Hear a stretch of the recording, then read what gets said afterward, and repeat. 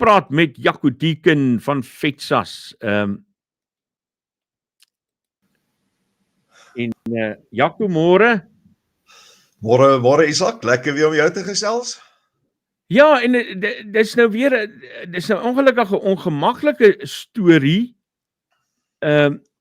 Maar is nou weer een van daai stories wat mense kwaad maak, maar hulle weet nog nie daarvan nie. So hulle weet nog nie hoe kwaad gaan hulle word nie, nê? Ja. Luister nou gou hierso, nê. Ek wil nou net daai ding kry. Is hy? Ek kry 'n nota van 'n ouer by 'n skool gister wat die nota van die skool afgekry het.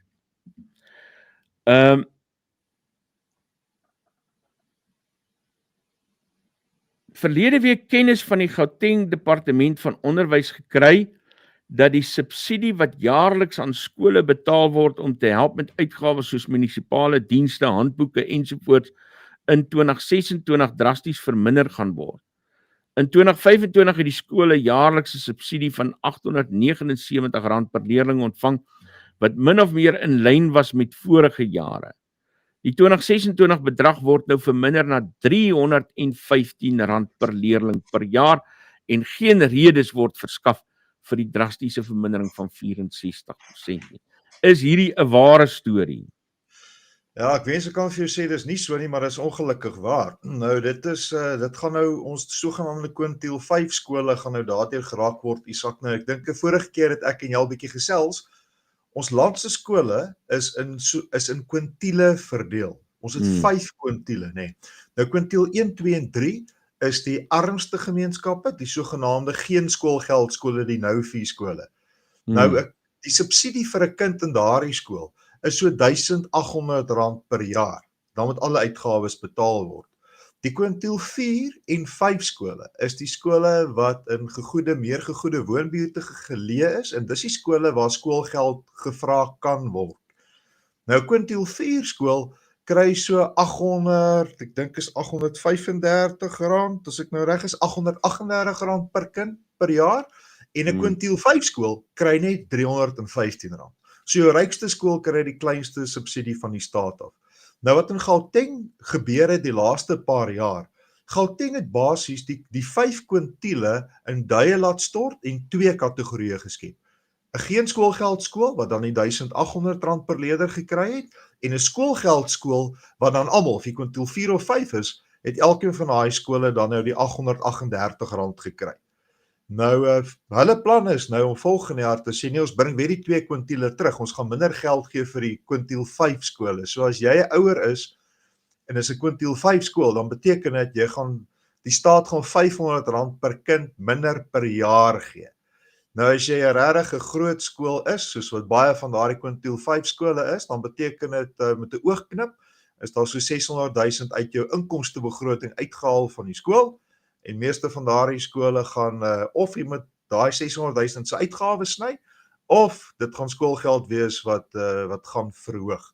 Nou dis nie per maand nie, dis 500 per jaar per kind minder, maar nog steeds 'n substantiëre bedrag.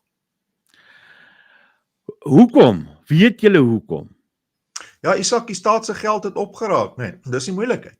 Ek dink jy moes gaan sit op hierdie stadium, kom ek sê, dis nie net Gauteng nie. Elke provinsie het geweldige finansiële uitdagings.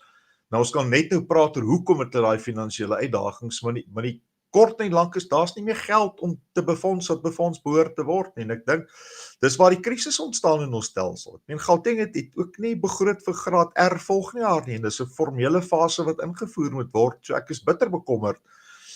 Nou lees ek vanoggend in een van ons Engelse koerante, daar's amper 150 miljoen wat die provinsies nie spandeer het in onderwys nie, wat nou teruggestuur word na tesourier toe. Nou gaan dit uit sy verstand te bowe dat daai geld nie aangewend is vir onderwys nie, maar nou moet ouers weer hoes en kinders weer swaar trek.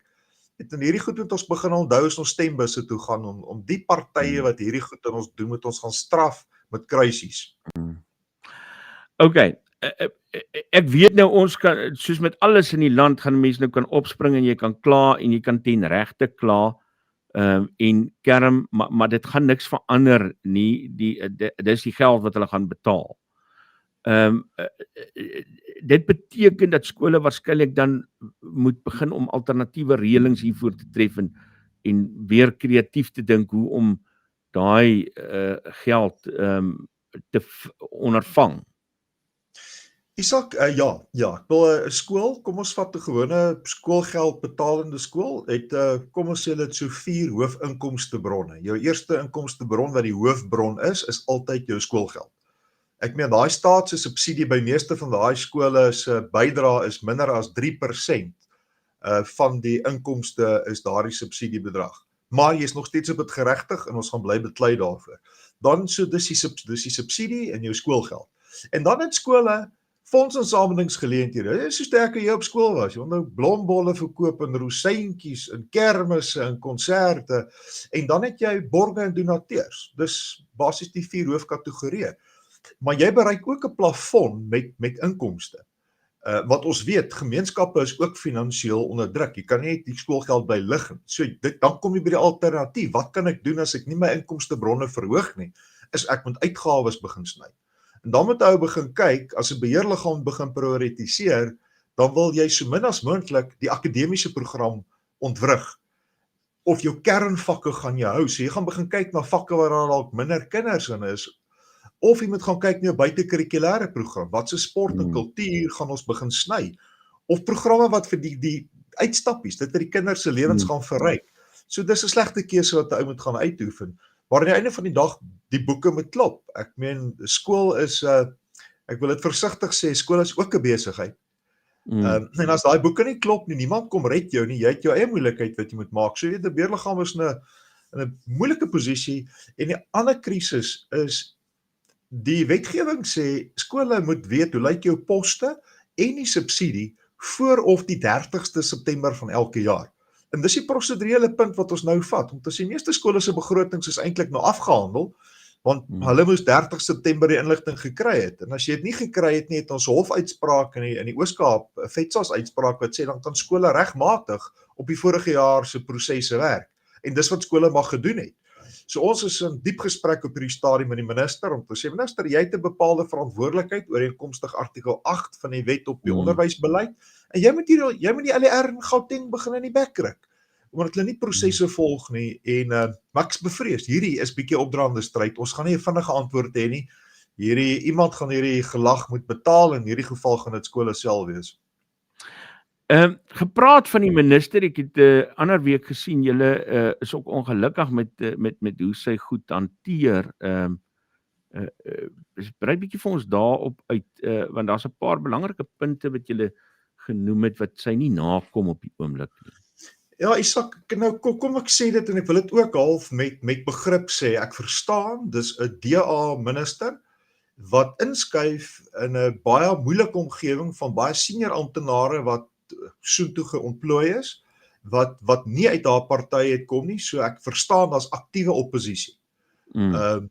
Ek en Sadou het geen geheim daarvan gemaak, die vakbond, dat hulle nie die minister daar wil hê nie en dat hulle eintlik ook teen haar werk. So ek besef dis 'n opdraande stryd. Maar dit vat niks van haar statutêre verantwoordelikhede en pligte weg om die sweep te klap nie. Haar werk hang nie af daarvan of die amptenare van haar hou of nie van haar hou nie. Haar werk is, sy het 'n grondwetlike mandaat om seker te maak elke kind se grondwetlike reg tot onderwys realiseer. En dit gebeur eenvoudig nie oral nie. Dit is die jaar wanneer ons die swakste betalings aan skole het vandat ek in die stelsel betrokke is. Ons sukkel met poste na skole toe. Graad R se goed is nie in plek nie. En hierdie goed, aan die einde van die dag, hoe sê die Engelsman, the buck stops there, nee, so minister is die een wat vol verantwoordelikheid moet vat. Sy kan nie wegskram daarvan nie. En ek besef dit is moeilik om die sweep te klap met 'n klomp ANC LER in provinsies. Maar as jy die minister is, dan is dit jou verantwoordelikheid. En ons het 'n bietjie diep gesprek ook gehad met haar in die span om te sê, minister, ons wil jou ondersteun, maar jy het bepaalde statutêre verantwoordelikhede en pligte wat jy moet nakom. En ek dink jy het nou lank genoeg in die saal gesit en genoeg foto's geneem en babietjies gegroet en gesoen en kleuterskole oopgemaak. Nou is dit die tyd vir moue oprol en die harde werk moet nou begin gebeur. Jaco Deeken van FETSAS wat so gesels, stukkie breaking news daar oor daai fooie of die bydraes van die departement af wat dan nou so drasties verminder word. Jaco, dankie dat jy met ons gepraat het. Ons praat weer met jou. Dankie Isak, jy lyk goed en sterk. Ons praat weer. Dankie nie. Groetnis.